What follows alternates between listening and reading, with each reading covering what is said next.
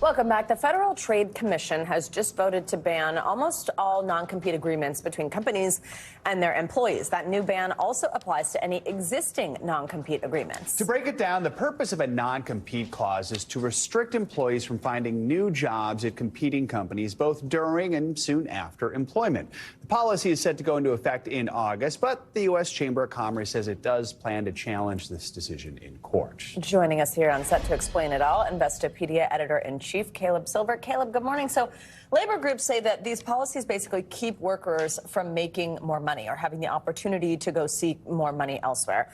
What do you make of that, and how will a ban like this change things for employees? Well, for a lot of people that have to sign non-competes, and it's not everybody, but a lot of companies do enforce it, they could hop to another job at a better pay if they could just leave that job, but a non-compete prevents them from doing that. So the FTC has proposed this rule that says that it affects 18% of the workforce, or some 20-odd million workers, 30 million people actually, who can't job hop to get better pay. It also says it stifles innovation. If you can't leave from one job to another, companies can't innovate. You can't have new startups being formed because you can't leave your job and form your own company if it competes in the same field as your other company. So it says it's stifling job creation. It's costing more in healthcare costs, and it's keeping people in jobs that they don't want to be in for too long. That's why they proposed this rule. Yeah, let's talk more about that. The FTC says it's stifling the job market, it's hurting the economy, but it keeps businesses from hiring essential employees. And right now we see just how great that need is with places struggling to hire. I mean, talk more about some of those. Yeah, let's say you work at a restaurant, you're a chef at a restaurant in a small town, and you want to hop to another restaurant. You could be subject to a non-compete, so you can't go and take your staff with you. That's part of the reason they do this. But it's also for executives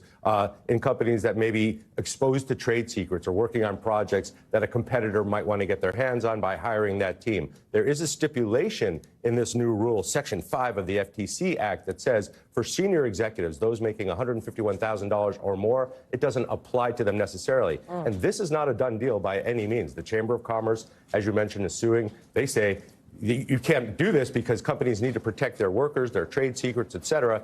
But the FTC says there's ways around this. NDAs, non-disclosure agreements, ways to protect trade secrets other than just by keeping people in the same job, not allowing them to job hop.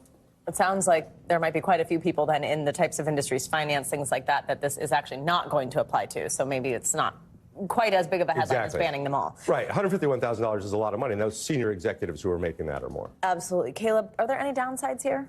The downsides, if it does pass, is that, yes, the trade secrets that you may be working on, maybe you're working on autonomous cars, maybe you're working on a great recipe, you can't necessarily move that from one place to the other. That could hurt companies. The other downside that the Chamber of Commerce says is that you are making it tough for companies to compete. The FTC says this is anti-competitive. This is almost antitrust. This FTC, led by Lena Khan, has been pretty aggressive. This is the first time in 50 years that they've tried to do an economy-wide ban of a non-compete clause and really change the way companies operate. It's got a long way to go before it passes. And then if it does pass, it's going to take 120 days till it goes into effect. Which ultimately, if people are competing for employees, that means your wages, what you make, will go up. So, this should be good for workers. We'll see if it goes through. Yeah, very, very interesting. Caleb Silver, thank you so much. Good to have you with us.